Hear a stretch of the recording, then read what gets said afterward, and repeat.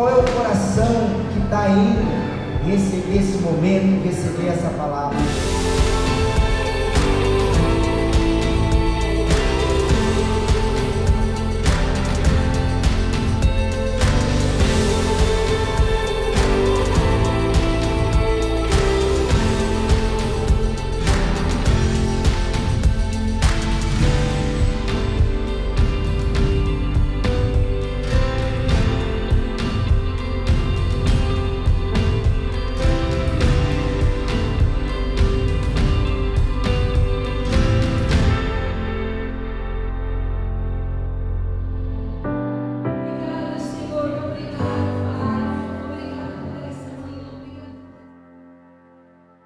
Glória a Deus.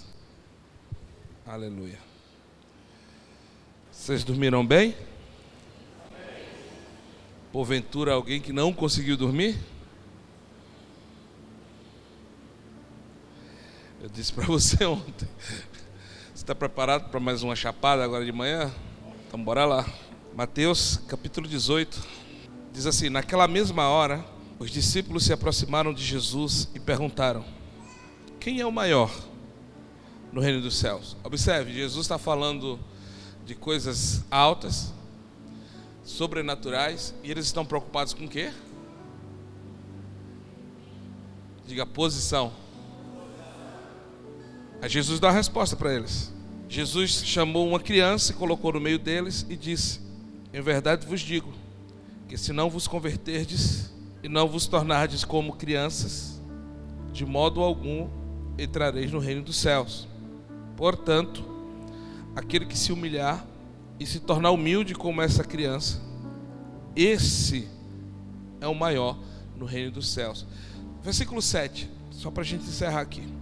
Ai do mundo por causa dos escândalos. É necessário que venham escândalos, mas ai do homem por quem vem o escândalo. Pois bem, deixa eu só fazer uma síntese do que a gente falou ontem à noite.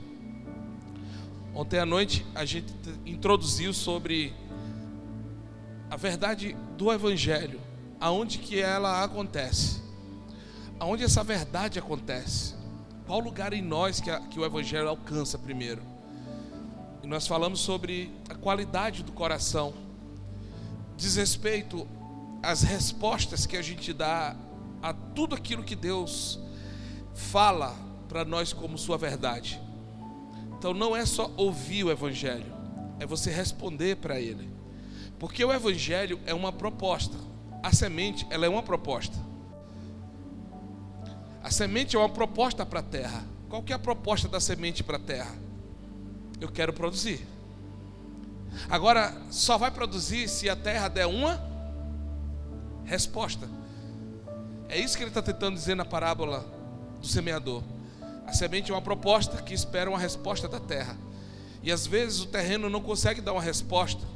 Aí ele cita 3 tipos de terreno que não consegue dar uma resposta. Apenas o 4º terreno dá uma resposta, que é a terra boa, que foi arada, que foi limpa, que foi cuidada, que foi zelada. Ele diz: a esse terreno sim, a gente pode dizer que tem condição de dar fruto a 100, 60 e 30 por um, porque deu uma resposta. A maioria de nós estamos dentro da igreja e não entendemos qual que é a proposta do Evangelho. Às vezes a gente só trocou de endereço. A gente só saiu da igreja católica e veio para a igreja de crente. E essa não é a proposta do Evangelho, que você mude de endereço. Por que não dizer que às vezes a gente entende tão errado o Evangelho que a gente pensa que o Evangelho quer mudar nosso comportamento. Ora, eu bebi, agora não bebo mais. Eu fumava, não fumo mais. Pastor, então quer dizer que eu posso? Não, não é isso. O Evangelho não quer te propor você mudar comportamento. O Evangelho propõe uma mudança de natureza. Você lembra daquela transformação no casamento das bodas de Caná? Quando Jesus está ali naquele casamento e de repente acaba o vinho, e o mordomo chama Maria, a mãe de Jesus, e diz: olha, diga para ele que acabou o vinho. E aí ela vai falar com ele e diz: olha, Estão falando aí que acabou o vinho. O que Jesus disse para ela? O que eu tenho contigo, mulher? Parece até uma resposta um tanto grosseira, grotesca. Só que não. O que Jesus está dizendo para ela é o seguinte: ali é o primeiro milagre de Jesus, manifestando o Cristo nele. Então no primeiro milagre ele dá uma resposta dessa para sua mãe. Só que não é uma resposta grotesca. Ele simplesmente está colocando as coisas no seu devido ponto e no seu devido lugar. Quando ele diz assim, o que tenho eu contigo, ele está dizendo, olha, a partir de hoje começa a manifestação do Cristo que é em mim. Então, daqui para trás eu fui o teu filho que você cuidava, protegia, fazia tudo que você fazia. Mas daqui para frente eu não sou mais o Jesus teu filho. Daqui para frente eu sou o Cristo, o Filho do Deus vivo. Agora, qual é o primeiro milagre que ele faz? O primeiro milagre que ele faz é, ele transforma a água em...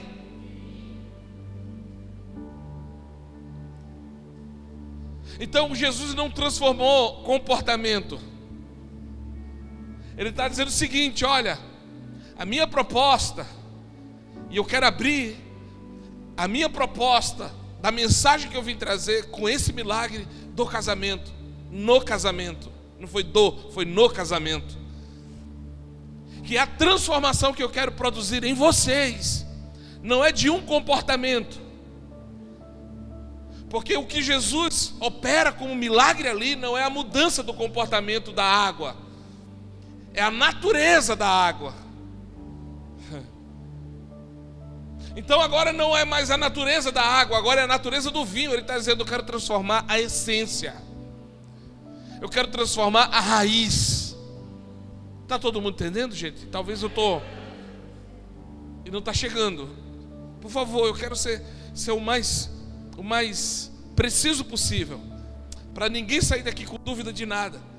Porque eu vou entrar numas trincheiras aqui muito pesadas, mas que eu sinto que eu preciso falar aqui para esse povo. Sabe quando você entra num ambiente, você sabe o que Deus quer fazer naquele lugar, mas algumas coisas às vezes não acontecem, porque parece que existem alguns bloqueios que precisam ser desatados, destravados, destrancados. E isso não tem a ver com o fato de você estar em pecado. Não é por causa de pecados, é por causa de compreensões mesmo. E às vezes, talvez a sensação que alguns têm é, mas a pastora já vem falando sobre isso. Pois é, e por que você não dá ouvido? Se Deus está batendo na tecla de novo, é porque essa é uma matéria importante para Ele. Se Deus está tocando nessa tecla, é porque esse é um ponto muito interessante e preciso para esse tempo. Então Jesus não quer, e a gente é muito grato a Martinho Lutero, que há 500 e alguns anos atrás, ele levantou as teses que trouxe a reforma da teologia protestante. Mas a proposta do Evangelho não é uma reforma. Deus não quer reformar a vida de ninguém. Deus não quer melhorar o Adão caído. Está todo mundo aqui? Então Deus não quer melhorar o velho homem. Deus quer que o velho homem morra. Porque a proposta do Evangelho não é uma reforma, é um novo nascimento. Então tem muita gente que está dentro da igreja e o único lugar que eles foram tocados foram o lugar da mudança de alguns comportamentos. Isso é uma melhora no velho homem, mas na hora em que a chapa esquentar, você vai colocar para fora quem você é na sua essência. Então a proposta do Evangelho é a mudança de uma natureza. Deus quer te dar olhos que só quem nasce de novo recebe. Lembra o que Jesus disse a Nicodemos? Se você não nascer de novo, você não poderá ver. Aí ele repete, se não nascer da água e do Espírito, você não poderá entrar. Observe que ele está falando praticamente a mesma coisa. Ele está dizendo o seguinte, olha, quem nasce de novo recebe olhos espirituais para ver o que ninguém vê.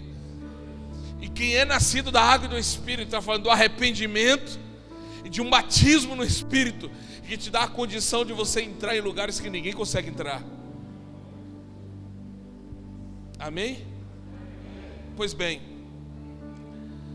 pastor, e por que você leu Mateus 18? Porque eu quero continuar o que eu comecei falando ontem, que existem duas realidades nas quais nós vamos ser provados para revelar o nosso coração, porque o Evangelho é coração. E o primeiro lugar que a gente vai ser provado é com dinheiro. É por isso que na Bíblia você só vai ver uma vez Jesus classificando.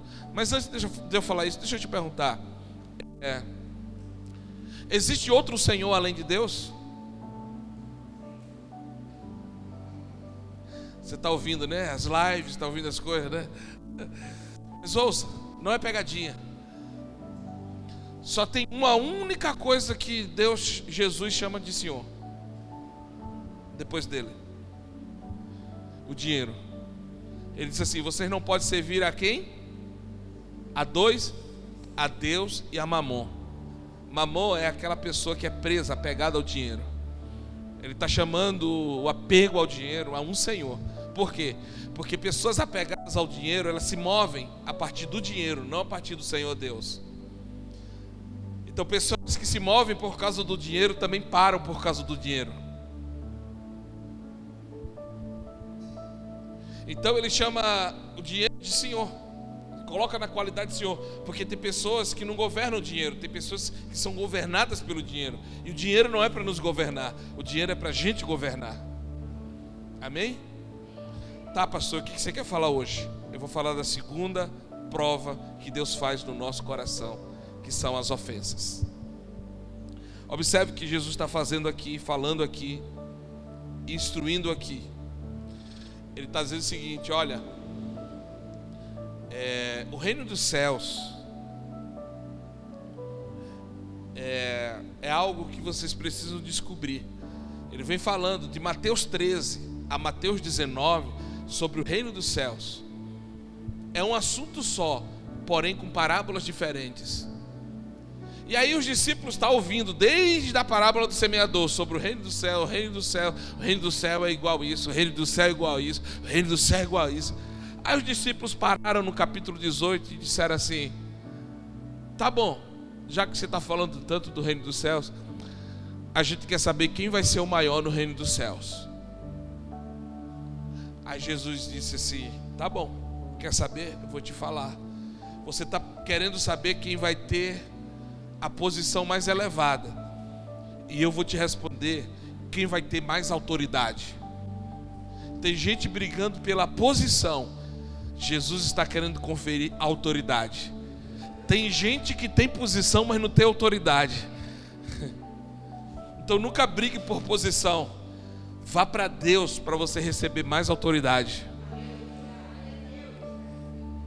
Portanto, veja, ele diz assim: quem é maior no reino do céu? Eu vou te responder. Versículo 2: Jesus chamou uma criança e colocou no meio deles. Aí o que Jesus diz? Jesus diz para os discípulos que perguntaram: quem vai ter mais autoridade no reino dos céus? Aí ele vai responder: quem vai ter autoridade no reino dos céus? Deixa eu abrir aspas aqui. Deixa eu te explicar uma coisa. Uma cidade não precisa de mais uma igreja, porque esta cidade, espiritualmente falando, ela tem uma jurisdição espiritual. O que é jurisdição espiritual? É um território que é governado por quem assumiu a postura de governo. E às vezes a região, a cidade, o território, ele está nas mãos erradas. É por isso que a proposta do Evangelho, depois de a gente ser provado no dinheiro, é sermos provados nas ofensas. Por quê? Porque quem vence a ofensa ganha autoridade. E por que Ele quer nos dar autoridade? Porque só pode governar quem tem autoridade. E a proposta de Deus enviar Jesus para nos salvar ou nos devolver de volta é exatamente essa: nos colocar na posição que Adão tinha e perdeu. E qual era a posição que Adão tinha e perdeu? A posição de quem governa. Jesus não veio para te livrar do inferno e te levar para o céu, porque a ideia que a gente tem de céu é de que é um lugar onde tem muitas casas. Quem fez muita coisa para Deus aqui vai ter uma casa mais bonita lá no céu. Quando Jesus estava para ser levado ao céu, ele disse assim: é chegada a minha hora, eu vou para o... Não foi para o céu? Foi para onde? Ou seja, nós vamos para o céu ou para o Pai? Então o que Jesus está querendo mostrar para os discípulos é o seguinte: não fique esperando um lugar físico, geográfico, porque o que é o céu se o Pai não estiver lá? Então não queira voltar para o céu, queira voltar para o Pai, porque foi dele que a gente partiu, foi dele que a gente saiu. Então, só te explicando para eu falar o que eu vim falar. Uma cidade, ela é governada por principados, mas a proposta do céu para a terra foi que a igreja pudesse entender que o único agente legal do céu na terra para governar as regiões celestes é a igreja. Mas o que nós estamos fazendo? Nós estamos disputando quem vai ser a maior igreja da cidade. Nós estamos disputando quem vai ter mais relevância na rede social. Só que a proposta do céu não é essa. A proposta do céu é que um homem e uma mulher entenda que ele quer dar autoridade para governar nas regiões celestes. Por que isso? Porque assim, só pode arrancar alguém do governo quem governa. Você só pode destronar se você governa. Só tem poder para arrancar o trono de um outro governo quem governa. Se você não assume a postura de quem governa, você não pode destronar ninguém. É tipo assim, não é ir em praças públicas fazer declarações e atos proféticos. Parece que até virou moda isso.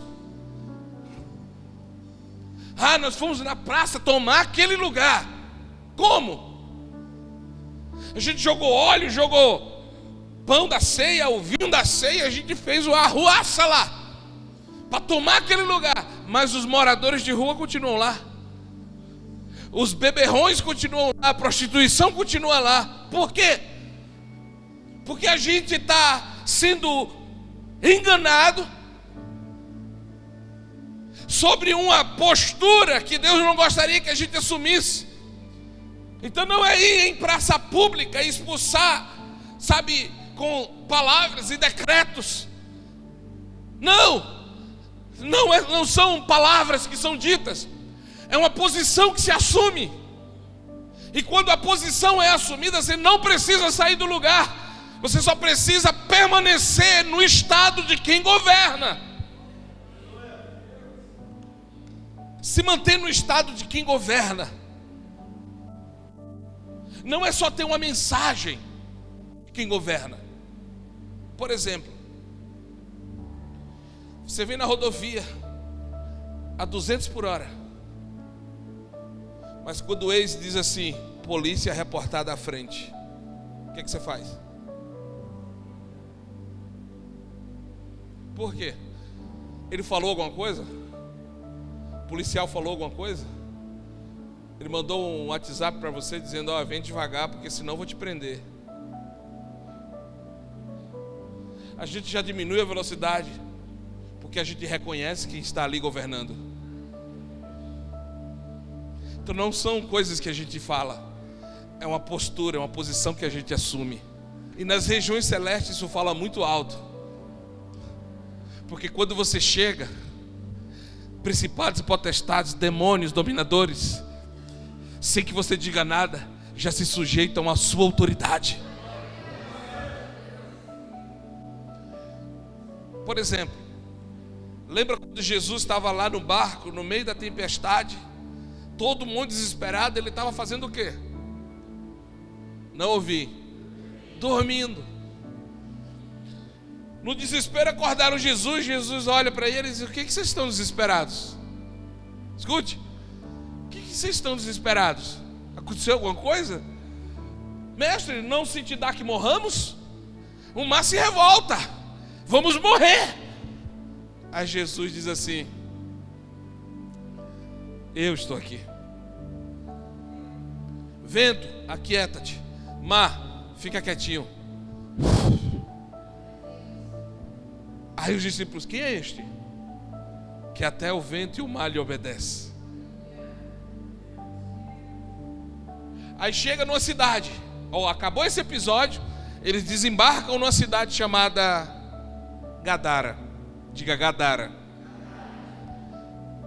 Quando Jesus coloca o pé embaixo do barco, no chão, a pé ao chão, quem vem correndo se prostrar diante dele?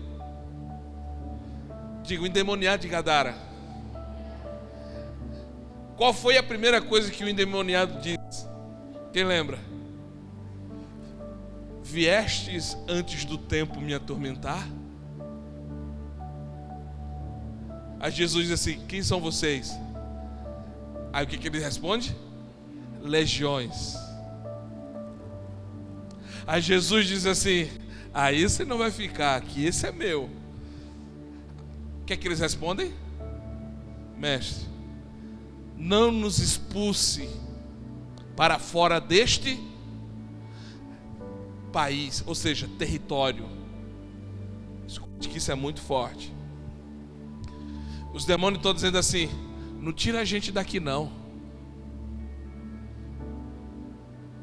Não joga a gente para longe daqui não. Deixa a gente permanecer aqui nesse território. Por que que eles estavam insistindo em permanecer naquele território? Pergunta para mim, por que, pastor? Porque os principados, eles querem governar territórios. Porque se ele governar o território, ele governa pessoas e a cultura daquele lugar. Agora, quem é Cristo ali representado? É isso que ele quer que a gente entenda. Você não vai fazer ato profético, mas aqui na sua cabecinha você já entendeu que você foi chamado para governar nas regiões celestes. E quando você chegar nos lugares, você não vai precisar brigar por lugar, você já está no lugar. E aí esses principados vão vir desesperados. Por quê? Porque ali chegou a cultura do céu. E quando a cultura do céu chega, a cultura dos demônios precisam bater em retirada.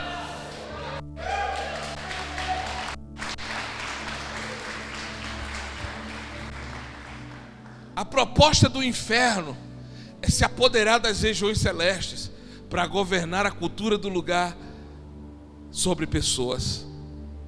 Você nunca se perguntou por que tem tanto motel nesse lugar? Por que tem tanta prostituição nesse lugar? Por que tem tanto alcoólatra nesse lugar?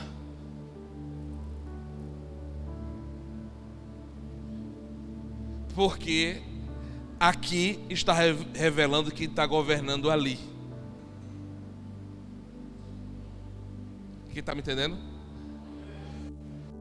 Então o que a igreja precisa fazer agora? Assumir a sua postura de quem governa. Deixa eu aprofundar mais um pouco. Oro também para que sejam iluminados os olhos do vosso o quê? Deixa eu te fazer uma pergunta: coração tem olhos? Vocês lembram do que nós estamos falando ontem, não lembram? Que o evangelho é o quê? A resposta do coração para a proposta da semente, palavra. Então Paulo está dizendo assim para a igreja em Éfeso, está dizendo: olha, a minha oração é para que Deus ilumine os olhos do vosso coração. A palavra coração aqui é a mesma coisa que entendimento. Quando você ouvir a palavra coração na Bíblia, ele está falando de entendimento. É o que você entende, é o que você compreende. Por isso que na hora do culto acontecem muitas coisas para te distrair. Por quê? Porque essa é a proposta do diabo enquanto a gente está cultuando a Deus, enquanto a gente está recebendo a palavra, fazer de tudo para distrair você. Por quê? Porque uma palavra pode mudar teu destino. Uma palavra pode mudar a tua história para sempre. Aconteceu comigo isso. Uma palavra mudou a minha história, mudou a minha vida, mudou o meu destino. Agora imagine se eu perco aquela palavra. É por isso que na hora do culto, a coisa mais importante, a coisa mais necessária que precisa ser feita é você dobrar sua atenção ao movimento de Deus no ambiente. Por que você acha que quando a gente está tentando acessar as regiões celestes diante de Deus em adoração e louvor, o som dá problema? Fica pipocando o som, fica para quê? Para que você se distraia, para que você não acesse um ambiente de adoração a Deus. Um movimento aqui do céu muda a nossa vida, muda o nosso destino. Já viu aquelas pessoas que não conseguem permanecer acordadas na hora da palavra? Na hora do louvor ela está acordada, mas na hora da palavra ela cochila. Pastor, você está espiritualizando tudo? Estou.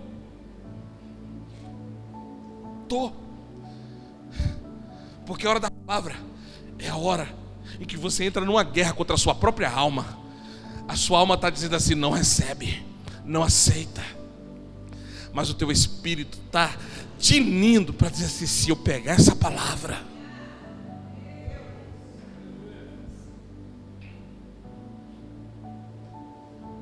aí Paulo está orando e dizendo assim para os irmãos em Éfeso: eu oro para que os olhos do vosso entendimento sejam iluminados. O que é isso? Ele está dizendo assim: eu oro para que vocês compreendam quem vocês são. Só que aqui ele está falando para a igreja, não é para o indivíduo, é para a igreja. Em Cristo somos fortes, não é a igreja, é parte da igreja. Igreja do meu amigo Medina cumprir não é a igreja, é parte da igreja. A igreja Assembleia de Deus não é a igreja, é parte da igreja. Então, quem é a igreja nessa cidade? São essas partes unidas, guerreando o mesmo propósito. Escute, agora por que a gente não consegue se unir? Por que os pastores não conseguem se juntar para se unir, para pleitear a mesma causa, o mesmo propósito nas regiões celestes? Porque o único que pode destronar o principado em uma cidade é a unidade do corpo, é a igreja, é a parte aqui em Cristo somos fortes. Junta com a Cumprir, junta com a presbiteriana, junta com a quadrangular, junta, seja qual for a denominação, nós somos parte do mesmo corpo. E só quem pode derrubar o principado é o corpo unido.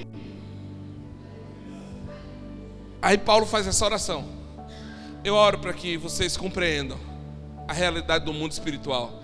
Aí ele fala aqui, para que saibais qual seja a esperança para que qual ele te chamou, quais as riquezas da glória da sua herança nos santos. Ele está dizendo o seguinte: olha, a minha oração é para que vocês como igreja compreendam quem vocês são e o lugar que ele te colocou, qual a suprema grandeza do seu poder. Olha o que ele está dizendo: a minha oração é para que vocês conheçam de verdade qual é o poder de Deus conferido a vocês. Vocês estão aqui, gente, ainda? Paulo está dizendo assim: eu quero que você abra o seu entendimento para saber o poder que foi conferido a você da parte de Deus.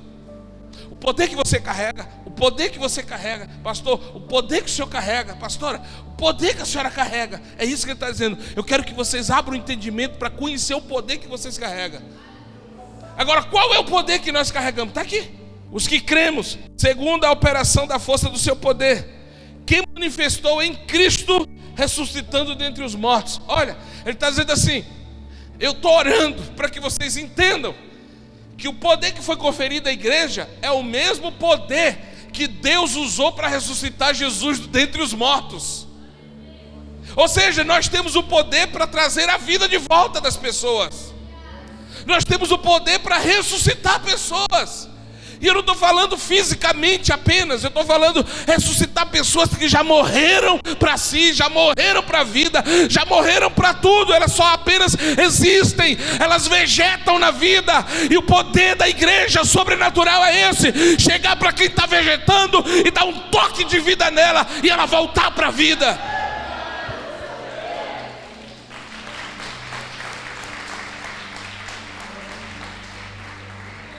Por isso que Paulo aos Gálatas escreve dizendo: vós que estáveis mortos em vossos delitos e pecados, fostes resgatados do império de trevas para o reino do Filho do seu amor. 20. Fazendo assentar-se à sua direita no céu. Aqui ele está falando de Jesus ainda, está falando de Cristo. Foi ressuscitado, foi assunto aos céus e foi se assentar à destra do Pai. Agora, olha o 21. Acima de quem? Todo principado, toda potestade, poder, domínio e todo nome que se nomeia não só neste século, mas também no vindouro. Deus sujeitou todas as coisas debaixo dos seus, e sobre todas as coisas o constituiu cabeça da... Escute, Cristo é o que da igreja? Diga: cabeça. E os pés pertencem a quem?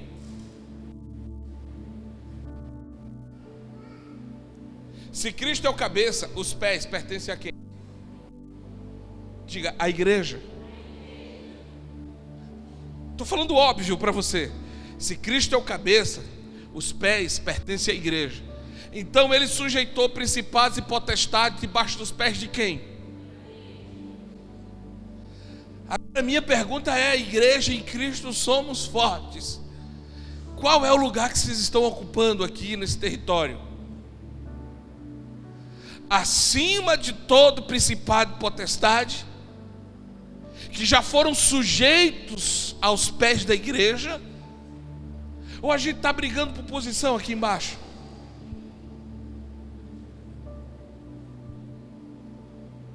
É disso que eu quero falar com vocês.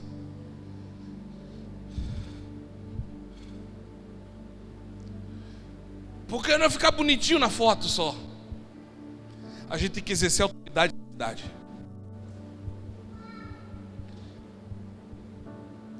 A gente tem que ter autoridade espiritual num lugar. E isso não tem a ver com número, tá, gente? Isso não tem a ver com cor, com raça, com condição financeira. Isso tem a ver com postura. Isso tem a ver com entendimento. Você entendeu? Você está entendendo? Você está entendendo? Então isso é para você. Não, com esse amém a gente não vai nem expulsar a formiga. Sangue de Jesus, meu irmão. Amém, irmãos? Amém. Pode ficar despreocupado. Quem mais gosta de barulho sou eu. Então ele está dizendo o seguinte: olha, é isso que vocês são. Foi para isso que eu constituí vocês como igreja. Para governar, para estar acima de todo principado, de toda potestade, de todo demônio, de tudo. Nós estamos à direita do Pai com Cristo. Nossos pés estão aqui na terra, mas a nossa cabeça está onde? À direita do Pai com Cristo. Colossenses, Paulo escreve dizendo assim: ó, pensai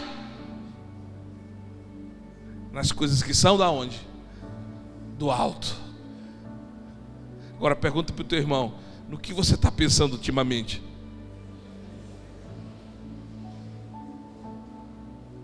Sabe por que a gente não governa? Porque essas coisas aqui de baixo que nos governam. Só vamos poder governar lá em cima se a gente andar em uma condição que essas coisas aqui de baixo não nos governam mais. Amém, irmão? Pastor, em Mateus 18, agora eu vou entrar em Mateus 18, que agora mesmo é que eu vou falar o que o Senhor ministrou no meu coração para falar. Mateus 18. Quer governar mesmo? Só governa quem tem autoridade. Quer ter autoridade espiritual? Então prepare o teu coração.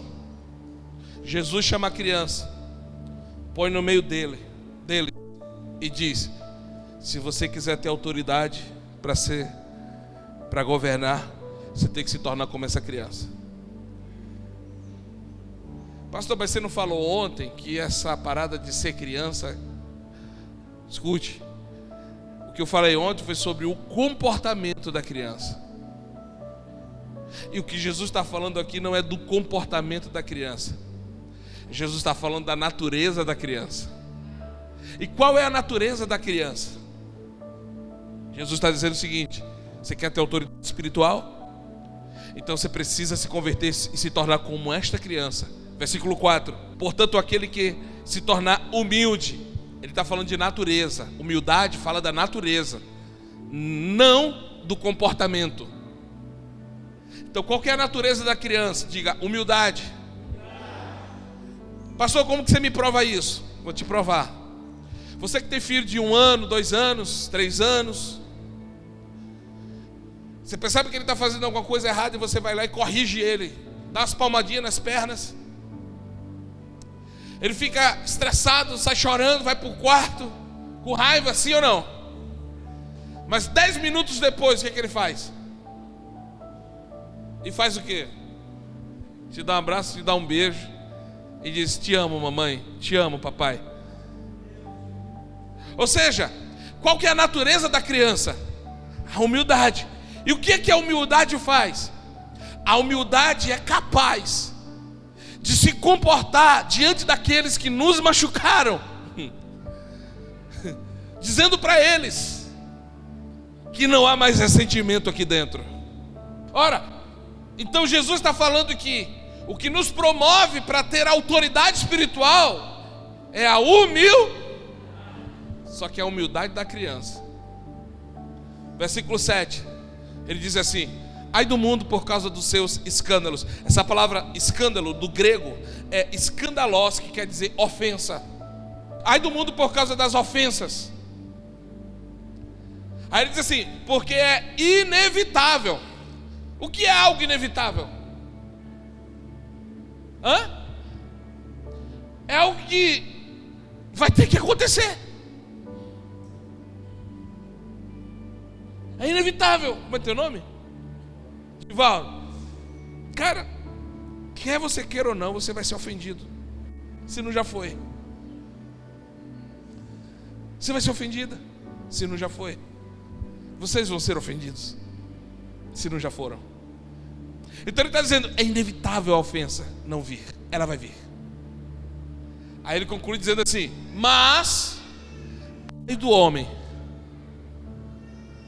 do homem por quem sair a ofensa. O que é isso? Ele está dizendo assim: é inevitável que a ofensa venha de lá para cá, mas ela não pode voltar daqui para lá. Quem quer ter autoridade espiritual? Então você vai ser ofendido, mas você não pode ofender.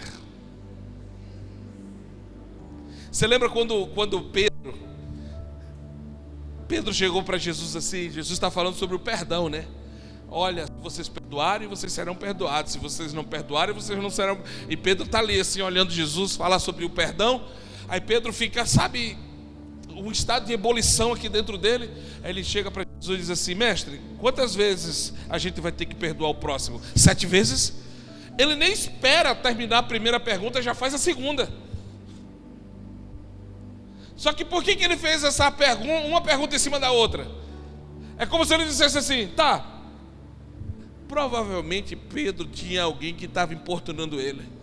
Ele já perdoou uma, duas, três. Sabe aquele estado que você chega assim: não, esse aqui, se ele vier de novo agora, ele vai ver o que é bom. Aí Pedro diz: Jesus, mestre, quantas vezes eu vou ter que perdoar o próximo? 7 vezes? É tipo assim, até 7 eu consigo. Aí o que Jesus responde para Pedro? 70. O que ele quis dizer? Número? Olha, 70 vezes 7 dá 449. Eu acho que é isso. Será que era isso que Jesus estava dizendo? Jesus estava dizendo assim: Pedro, se fosse Mateus perdoar 2 vezes, estava bom. Se fosse Judas, se ele não se ofender, já está bom demais. Mas Pedro, você foi o único dentre eles que recebeu revelação. E para homens de revelação não tem uma medida. Quantas vezes for preciso, você vai ter que perdoar. Olha para o teu irmão e diga assim: quantas vezes for preciso.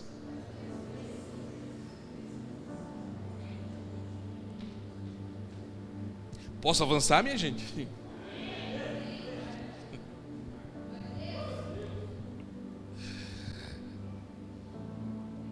Quantas vezes for preciso. Volta lá em Mateus 13. Estou falando para uma igreja que quer governar e andar em autoridade espiritual. Ele está dizendo: a plataforma que nos promove para a autoridade espiritual é a humildade. Qual humildade? A da criança, que quando é ofendida, ela não guarda rancor. Amém? Mateus 13, 23 diz assim: entretanto, o que foi semeado em boa terra é o que ouve a palavra e a compreende. Ele dá fruto. Produz a quanto? 100, 60 e 30. Marcos 4:20. Abre aí, a mesma parábola. Olha como é que ela é contada por Marcos. Outras pessoas são como a semente lançada em boa terra. Ouvem a palavra, aceitam-na e dão uma colheita de quanto? É a mesma parábola. Vocês perceberam alguma diferença? Não? Ouvir a palavra, aceitar a palavra e produziu a 30, a 60 e a 100. Então volta lá, Mateus 13, 23. Quando a semente que caiu em boa terra, esse é o caso daquele que ouve a palavra e a entende, e dá uma colheita de quanto? Tem alguma diferença? Qual é a diferença? A ordem, né? Aqui ele começa a 100, lá ele começa a 30. Pastor, então o que isso quer dizer? Então veja, deixa aí Marcos 13, tá? Vai para o versículo 24.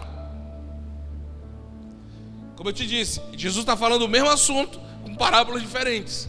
Olha o 24. Propôs-lhe outra parábola dizendo: o reino dos céus é semelhante ao homem que semeia boa semente no seu campo. Enquanto porém os homens dormiam, veio o seu inimigo e semeou o quê? O joio no meio do... E se foi. Quando o trigo o quê?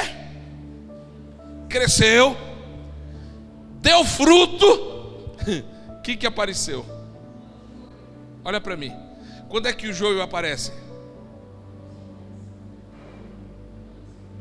Quando você cresce e dá fruto. Enquanto você não cresce e não dá fruto, o joio está ali do teu lado, quietinho. Agora, quer saber quando que o joio aparece?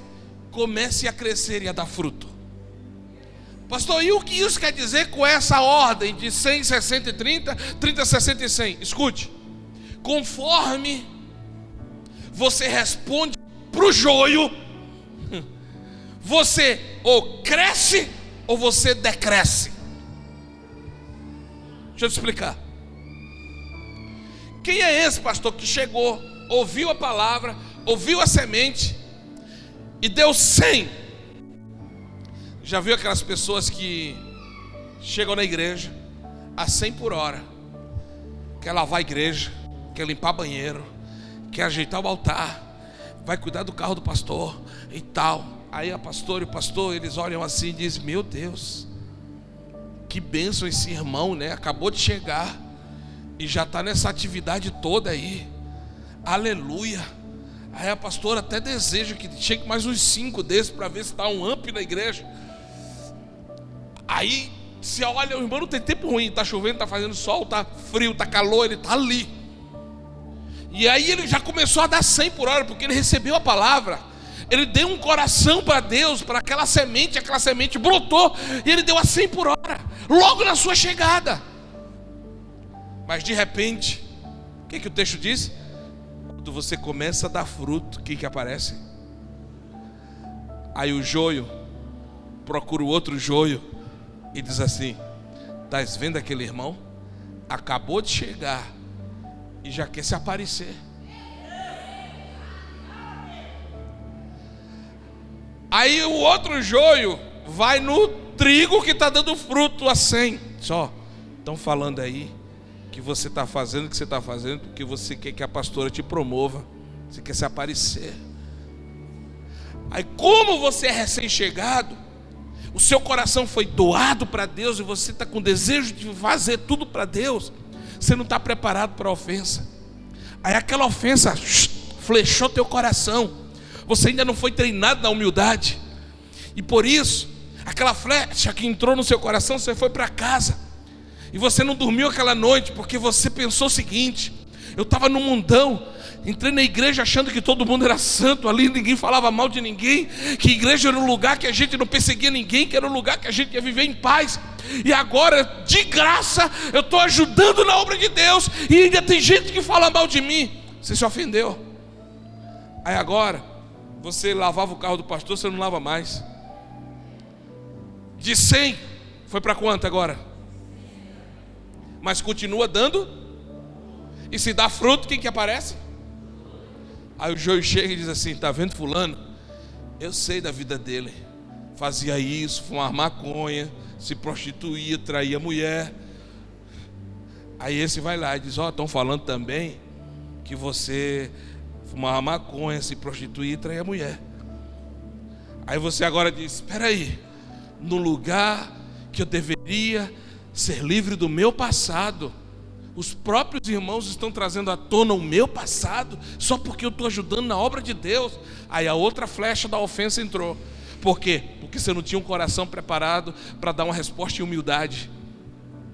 Aí agora de 60 vai para quanto? Para a gente encurtar, você já sabe onde que isso vai parar? Porque se está dando 30, ainda está dando fruto, sim? E se está dando fruto, quem que aparece? Aí ele vai ofender de novo. Aí o que vai acontecer? Onde que vai parar? Não, sabe o que você vai fazer? Você vai dizer assim, escute, vai dizer assim: quer saber de uma? Eu só quero Deus, não quero me envolver com nada, nem com ninguém. Que quiser que faça a sua, vou lá, sento na minha cadeira, ouço a palavra, vou para casa, e que quiser que se lixe. Detalhe, são pessoas vocacionadas, talentosas, cheias de dons, que Deus quer usar, mas elas não tiveram um coração para responder em humildade à ofensa. E aí ela foi só diminuindo, e agora se isolaram. Sabe o que Salomão disse? Que se isola, insurge-se contra a verdadeira sabedoria. Ou seja, é tolice se isolar, é tolice você se afastar, é tolice você querer andar sozinho. É melhor serem 2 do que 1. Não se isole. Agora escute, a outra parábola, ela apresenta uma proposta diferente. O cara apanhou lá fora, foi rejeitado, humilhado, quebrado. De repente ele achou uma válvula de escape. Ele entrou aqui, a palavra pegou ele. Ele disse: é aqui a minha casa. Meu negócio é com Deus. não queria status, sentava lá atrás, sentou lá atrás. De repente ele foi dar só uma ajudinha a uma irmã que ia atravessar a rua ali. Ele foi lá, começou a 30zinho ali, o frutinho de 30 por 1. Bem disfarçadamente, não queria glória, não queria ser visto, ofertava, não queria que soubesse que era ele que estava ofertando. Ele foi ali a 30. Só que se começou a dar fruto, quem que aparece? Aí o João vai no outro e diz assim: tá vendo aquele irmão ali? Está se escondendo atrás da igreja. Aquilo é um bandido. Aí vai lá nele e diz: ó, estão falando que você está se escondendo atrás da Bíblia, que você só aprontava lá fora, você é um bandido. Estão falando aí, não sou eu não. O pessoal está tudo falando de você aí, que você está se escondendo.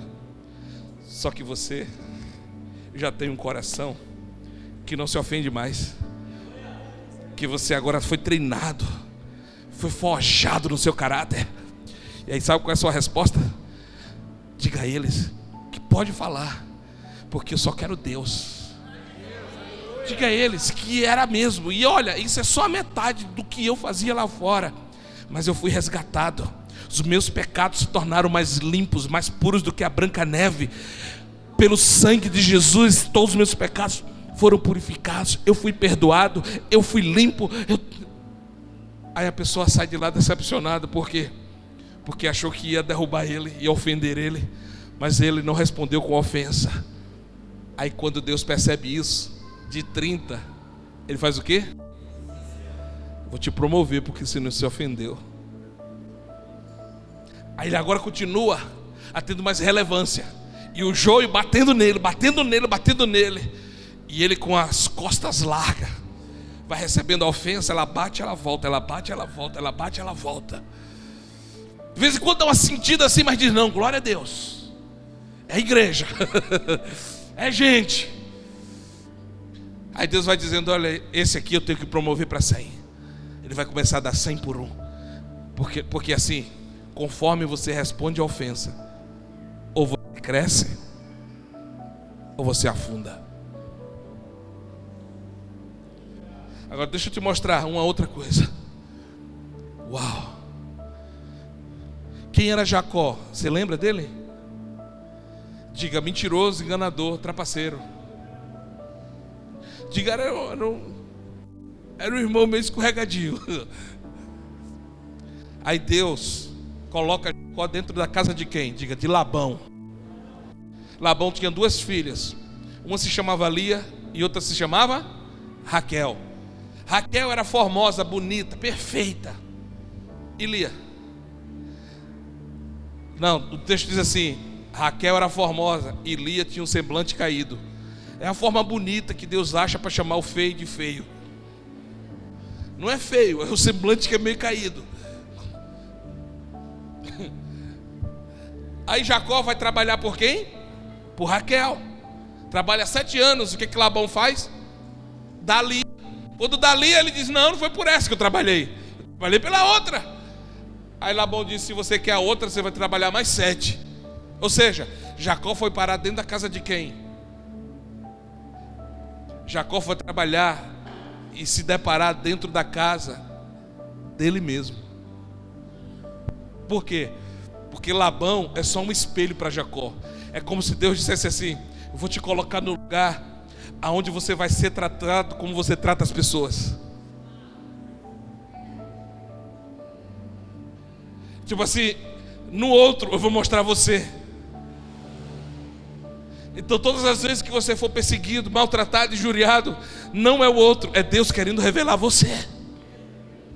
Ai meu Deus, estou orando para sair daquele emprego porque aquele patrão. Não, você vai ter que ficar ali, porque até que Deus mude o teu coração, Deus vai ter que te revelar naquele lugar. E Deus só tira Jacó da casa de Labão quando Jacó muda o coração. Deixa eu fazer uma pergunta: quem aqui tem um Labãozinho na vida? Então Deus só vai tirar Labão da sua vida quando você mudar seu coração. Tá todo mundo aqui, gente, ainda? Eu estou preocupado. Posso avançar mais um pouco? Lembra da parábola do credor incompassivo? É aquela parábola que o cara devia algo muito para o seu senhor, que não podia pagar. E o outro devia bem pouco. Era bem pouco mesmo para esse que foi perdoado. Esse que devia algo que não podia pagar, o seu senhor disse: está perdoado, pode ir, a dívida está paga. Só que esse tinha um outro que devia para ele bem pouco. Aí esse aqui diz para esse: não, você tem que me pagar. Você tem que me pagar porque você me deve. Aí alguém viu e disse: ué, o cara foi perdoado de uma dívida que não podia pagar, e agora o outro deve bem pouco para ele, e ele quer cobrar. Aí foram dizer ao senhor dele. Aí chegaram lá e disseram: olha, sabe seu servo, que você perdoou de uma dívida impagável? Ele está cobrando uma dívida mínima, rapaz, para alguém que deve para ele. Aí o senhor mandou chamar eles: vem cá, que história é essa? Você recebeu perdão de algo que você não podia pagar, e você agora está cobrando algo tão pequeno? Porque você não perdoou. Você vai ser preso e entregue aos verdugos. O que são os verdugos? São os algozes, são demônios. Vamos entender uma coisa. Tem algum advogado aqui? Estudante de direito? Eu declaro sobre essa igreja: estudante de direito, advogados, promotor, juiz, em nome de Jesus. No direito, perante a lei, se alguém deve, tem que o quê? Esse senhor perdoou esse porque ele quis, sim ou não? Esse aqui não pediu, esse aqui decidiu: vou te perdoar, cara, você não deve nada. Ok? Só que na lei, esse que deve para esse tem que pagar, porque deve. Ok? Só que assim, esse aqui, tendo direito, fica preso e entrega aos demônios. Então você vai ter que escolher, na lei do perdão, ter direito e ficar preso, ou abrir mão do teu direito e ficar livre.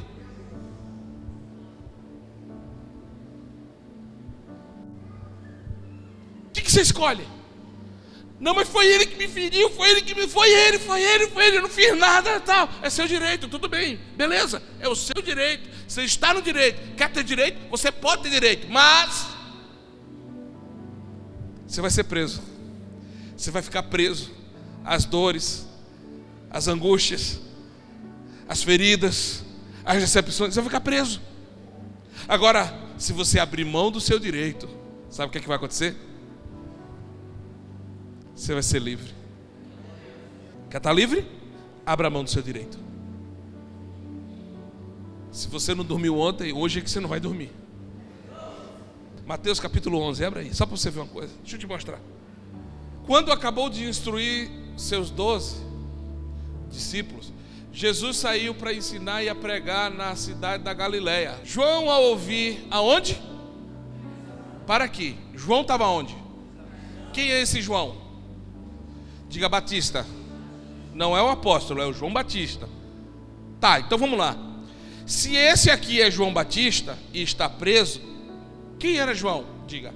Filho do sacerdote Zacarias, que era o sumo sacerdote. Ele pastoreava a maior igreja de Jerusalém. Só que tinha uma lei naquela época que os filhos, homem, eram sucessores dos seus pais como legado sacerdotal. Então sobre a cabeça de João Batista tinha um legado sacerdotal. Depois que Zacarias morresse, quem seria o próximo? Ia assumir o trono do pai. Aliás, ia assumir a cadeira do pai como sumo sacerdote. Ok? Só que volta ao tempo.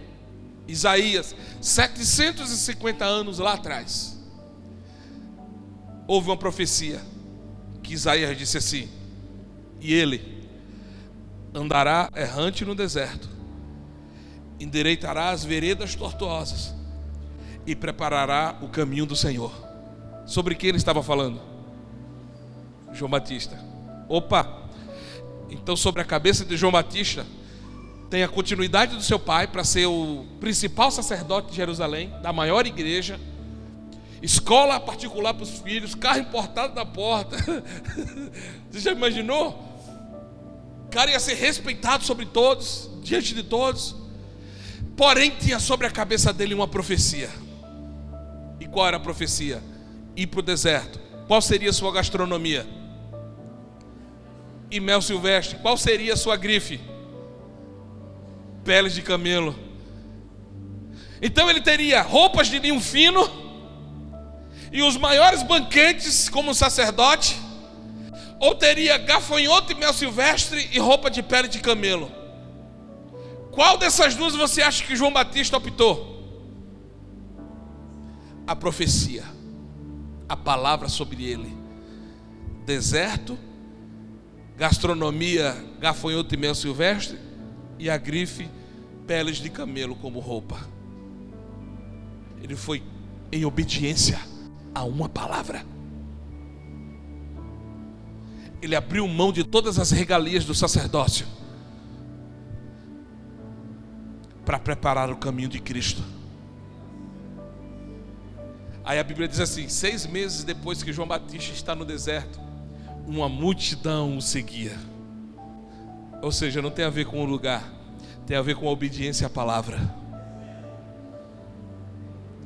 Aí João Batista começa: raça de víboras, raça de víboras, arrependei-vos, arrependei-vos, ele está vindo, ele está vindo. Aí certo dia ele está batizando, raça de víbora, cobra, jararaca, jaracucu, tudo que é cobra ele começa a chamar ali: vem cá e se arrependa. Quando ele está aqui batizando, ele para e se vira. E quando ele se vira, ele diz assim: parem tudo, eis aí o Cordeiro de Deus, que tira o pecado do mundo, o qual eu não sou digno nem de desatar a sandália dos seus pés. Aí o que João Batista faz? Escute, que isso é muito importante para você entender. João Batista sai de cena, porque agora ele mesmo fala sobre isso quando ele diz assim: quando o noivo não chega, né, para a festa, os amigos do noivo estão ali, são as atrações. Mas quando o noivo chega, os amigos do noivo têm que ficar atrás do noivo e deixar, porque a atração agora é do noivo, o dono da festa. Então é como se João Batista agora, quando Jesus chega, ele reconhece quem é ele e diz: olha gente, até aqui eu batizei vocês com água, mas esse que está aqui vos batizará com o Espírito Santo e com fogo. Aí Jesus disse: me batiza. Ele vai lá, batiza Jesus. Quando Jesus sobe, uma pomba desce, pousa no seu ombro, e uma voz ecoa do céu que diz o quê? Eis aí o meu filho amado. Diga: João Batista sabia que era ele. Sabia ou não sabia? Então vamos ver agora. Ao ouvir na prisão que Cristo estava fazendo, enviou os seus discípulos para lhes perguntarem: o quê? És tu aquele que haveria de vir, ou devemos esperar outro? Opa! Você já observa a pergunta. Pega os seus discípulos que iam visitar ele na prisão, via Jesus fazer milagres aqui, ia lá na prisão e dizia: João, você não sabe o que está acontecendo lá fora. Está curando enfermo para tudo que é lado, basta ele espirrar, as pessoas são curadas. Está fazendo milagres para todos os cantos e lugares. E João Batista na prisão, olhando tudo que estava acontecendo lá fora por intermédio dos seus discípulos. Chegou a hora que João Batista disse assim: gente, deixa eu te fazer um pedido para vocês. Vocês podem ir lá até ele e pergunta: és tu aquele que haveria de vir, ou deveremos esperar outro? Mas quem que ouviu a pomba e a voz dizer que aquele era o Filho de Deus? Esse João. Ora, se ele sabia que era Cristo, Por que ele manda os seus discípulos perguntar para ele se era ele mesmo? Parece até cômico, né? Jesus, conhecendo todas as coisas. Próximo. Responde: voltem e anunciem a João o seguinte: o que vocês estão ouvindo e vendo. O que? Os cegos veem, os aleijados andam, os leprosos são purificados, os surdos ouvem, os mortos são ressuscitados, as boas novas são pregadas aos pobres. Próximo. E feliz é aquele. Observe que Jesus diz assim: opa, é o João Batista que está preso? Fala para ele que sou eu mesmo, Cristo. Foi isso que ele mandou dizer? Jesus já sabia que aquela pergunta de João não era uma pergunta para saber. Ali era uma pergunta para lembrar. Como assim? O que preparou o caminho para Jesus? Só que agora, na hora em que ele está em ascensão, onde que João está? Mais ou menos assim: poxa, trabalhei pra caramba para ele, fiz tudo para ele, e agora na hora de desfrutar do que ele está fazendo, eu estou preso. E assim, não é só isso, é que ele sabe que eu estou preso e ele nunca veio aqui me fazer uma visita. É que ele sabe que eu trabalhei para ele, fiz tudo para ele, e agora eu preciso dele aqui e ele não vem me visitar. Aí Jesus manda essa resposta aí. Quando os discípulos estão indo dizer para ele que os cegos, os surdos está acontecendo um milagre, Jesus: epa, tem mais uma coisa. Diga para João que bem-aventurado é aquele que não... O que quer dizer? Ofensa. Então João estava o quê? Ofendido. Porque João não queria liberdade, queria piedade. Cada um sabe das suas razões pelas quais se ofendem. E o que Jesus está dizendo a Pedro é o seguinte, a João Batista é o seguinte: João, não deixa de ouvir o céu. Porque quando você para de ouvir o céu, você começa a ouvir as vozes das ofensas. Olha para o teu irmão e diga: não deixa de ouvir o céu. Senão você vai começar a ouvir a voz dos seus ofensores, daquilo que te fizeram, daquilo que te machucaram, que te maltrataram, que te humilharam mesmo, te rejeitaram mesmo. Agora deixa eu te explicar porque todas essas coisas acontecem. É porque Deus está te preparando para te colocar em um lugar de autoridade. E nesse lugar de autoridade,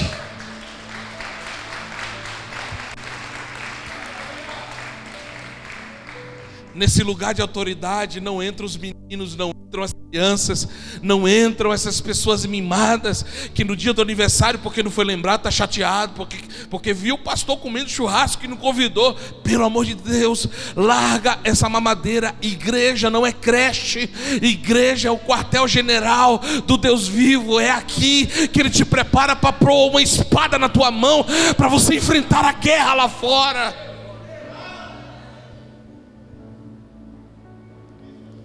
Ele quer que a gente governe, mas Ele quer que a gente amadureça primeiro. Ele quer que a gente governe, mas Ele quer que a gente se livre das ofensas primeiro. Quantas pessoas que talvez estão aqui nessa manhã, mas os seus corações ainda estão marcados pelas ofensas. Você não consegue liberar pessoas dentro de você. Quando você para no que te fizeram, você anda para o futuro andando para trás, olhando para trás. Uma hora você vai tropeçar. Volta e vai remir com quem você precisa remir. Chega nessa irmã, nesse irmão. Talvez vocês dois estão aqui, e às vezes a gente fica se perguntando por que algumas coisas não rompem. É porque como que Deus vai romper em um lugar onde não tem unidade? Deixa eu te explicar. Igreja é constituída de gente.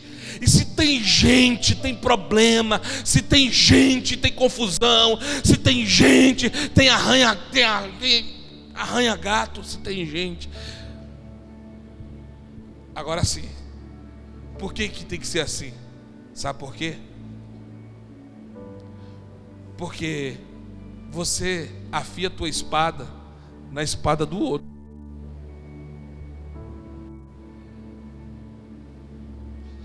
O universo do reino de Deus, da igreja, é um universo orgânico. É por isso que a igreja não pode funcionar por um programa, por uma fórmula mágica de crescimento de igreja. Não tem uma fórmula para crescer a igreja. Por quê? Porque ela é orgânica.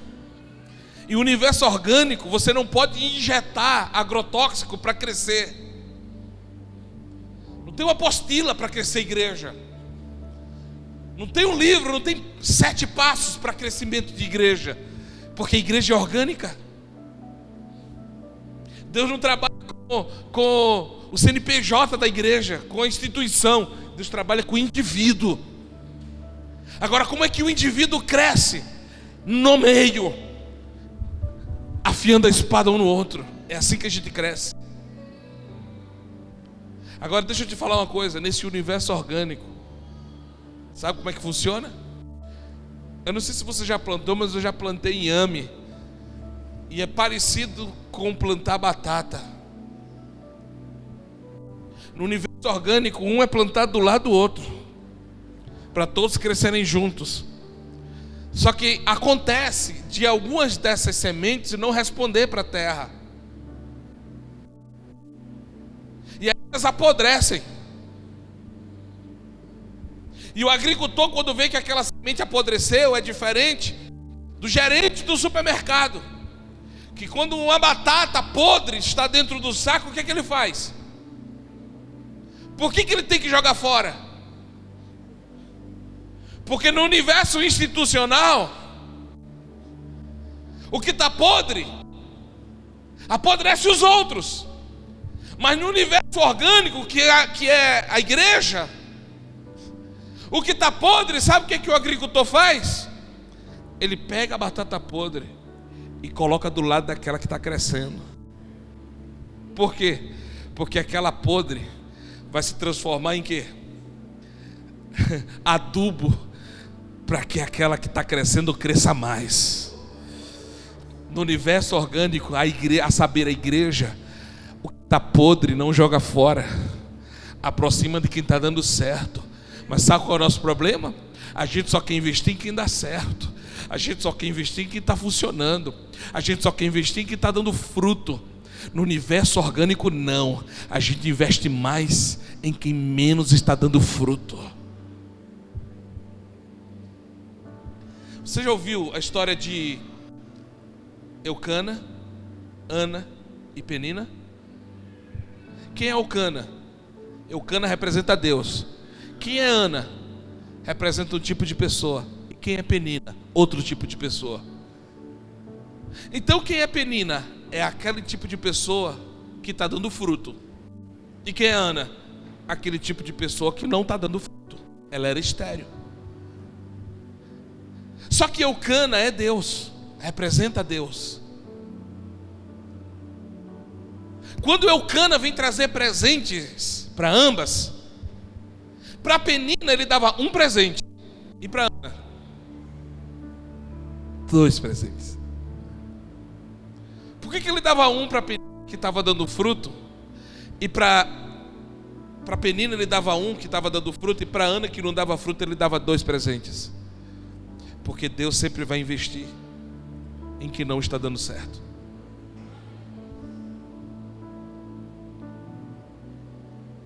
Amém? Vou dar uma pausa aqui, porque nós vamos voltar um outro dia e nós vamos continuar esse assunto. Mas agora eu quero chamar você a uma responsabilidade: governar sobre esse lugar. Se não vai governar a cidade toda, governe pelo menos o território que vocês estão localizados. Só que para isso acontecer, vocês precisam ter autoridade. E para vocês terem autoridade, vocês precisam vencer a ofensa. aprender a vencer a ofensa. Então, se você quer mesmo governar, mas aí dentro você ainda não conseguiu vencer a ofensa, quero que você saia do seu lugar, vem aqui na frente, eu quero orar com você.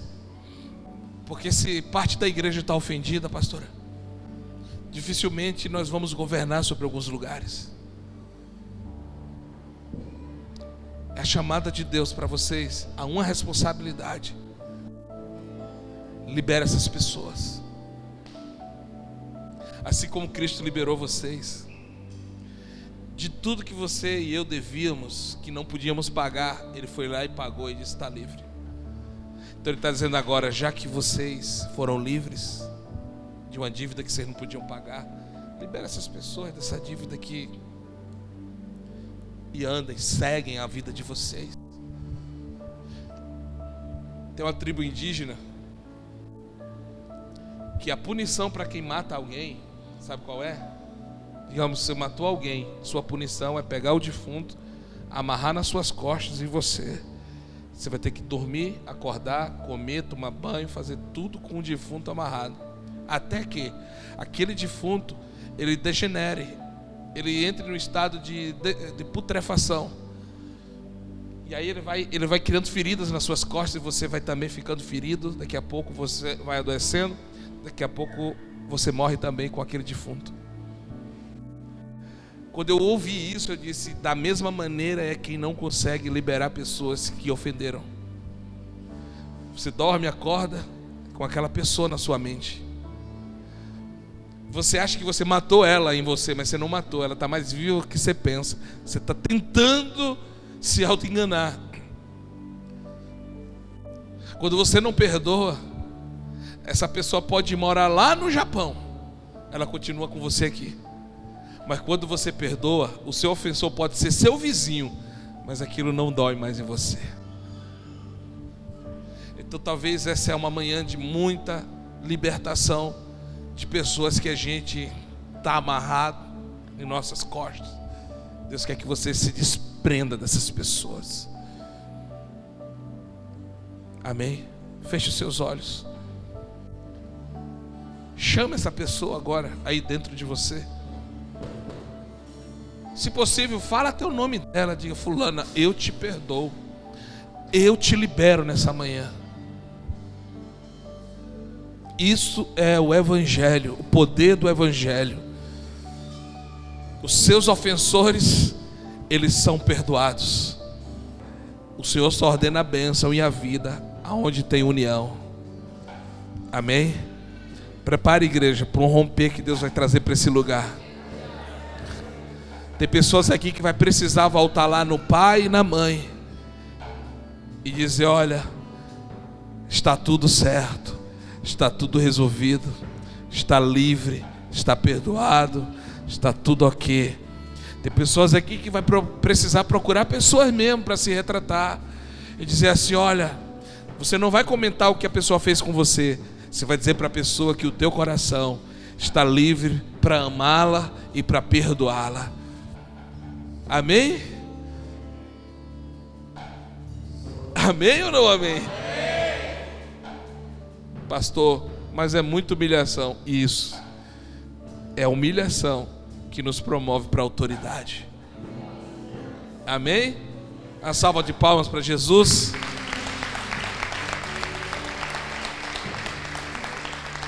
Tome seu assento por um instante. Glória a Deus.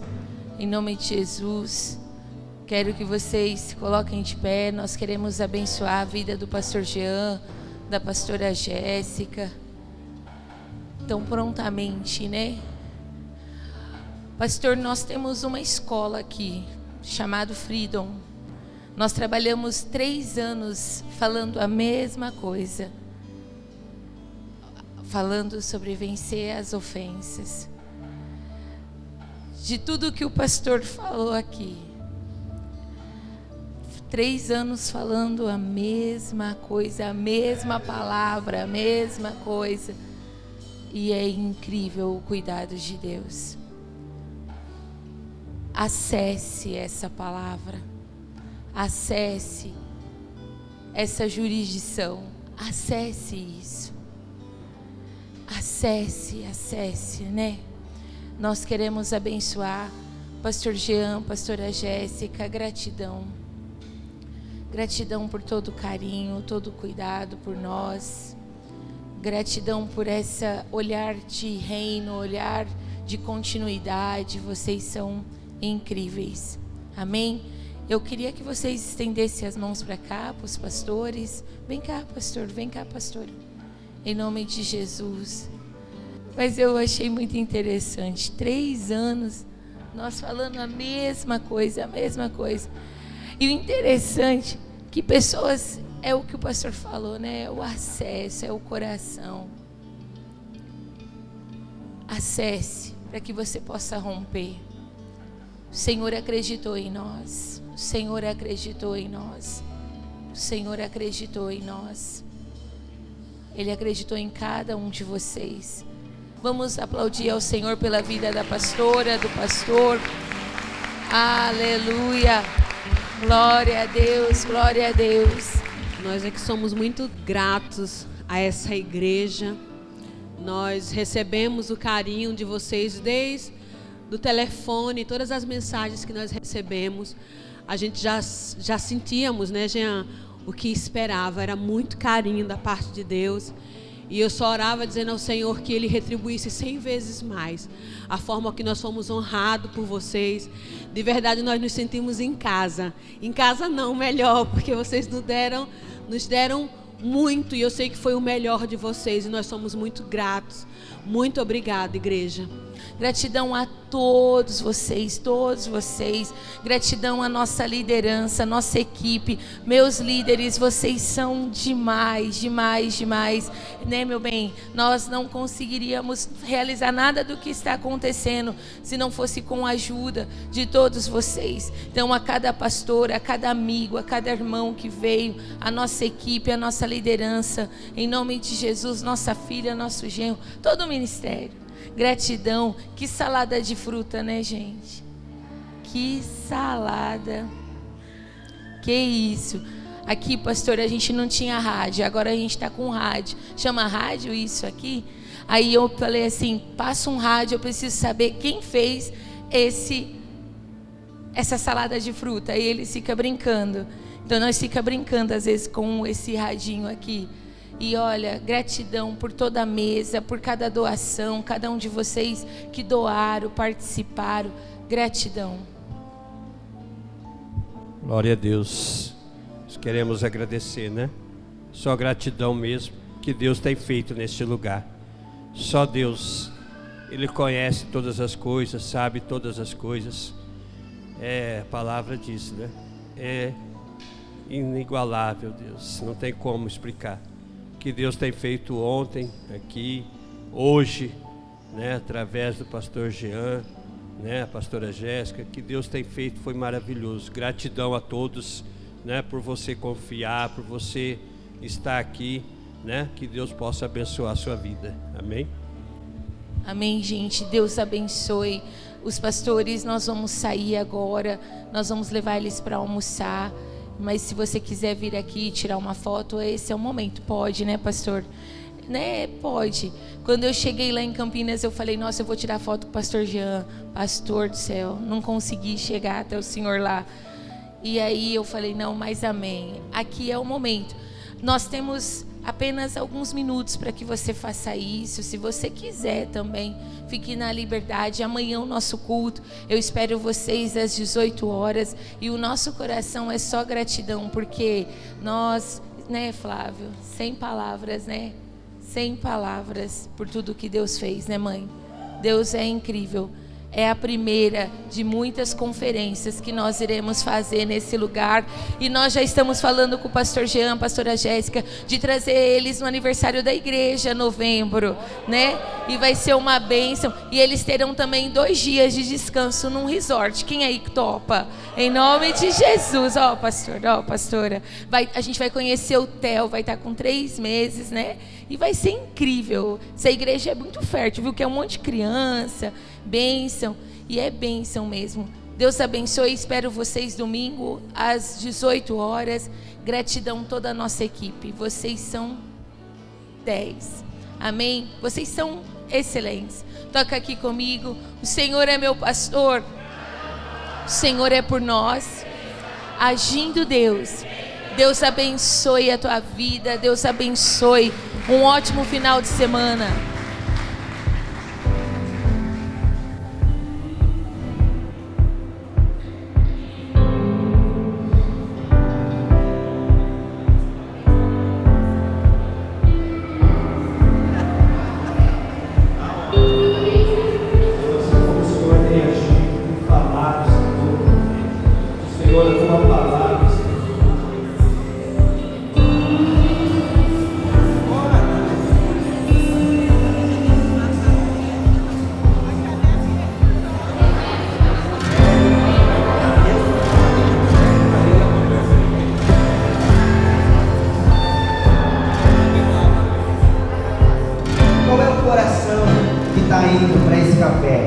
Qual é o coração que está indo receber esse momento, receber essa palavra?